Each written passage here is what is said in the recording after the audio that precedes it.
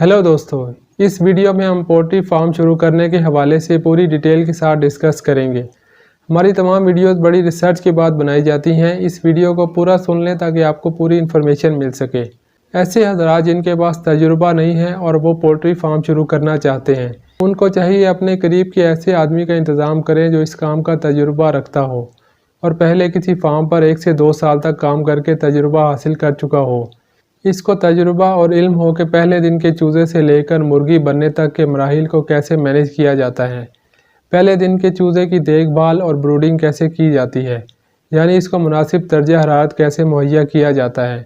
इसके अलावा पानी, खुराक और वैक्सीनेशन शेड्यूल पर कैसे अमल किया जाता है। ऐसे बंदे को आप सैलरी पर रख लें या अपना पार्टनर बना लें। इस तरह आप भी जल्द इस काम को समझ जाएंगे जब आपके सामने तमाम मराहिल तय होंगे। एक दिन का चूज़ा ख़रीदने के हवाले से बात करें तो आप ख़ुद हेचरी का विज़िट करें, हेचरी के मालिकान और स्टाफ से मिलें, ख़ुद बुकिंग करवाएं और अपने हाथ से पेमेंट करके रसीद हासिल करें। चूज़ा अपनी नज़दीकी हेचरी से ख़रीदें। दूर से चूज़ा लाने की सूरत में चूज़ा थकावट का शिकार हो जाता है। डीलर हजरात या ऑनलाइन मंगवाने, ऑनलाइन पेमेंट के चक्करों में ना पड़ें। कोशिश करें एक रेट चूज़ा और तमाम चूज़े एक ही साइज़ और वज़न के ख़रीदें। छोटे बड़े चूज़े हरगिज़ ना हों।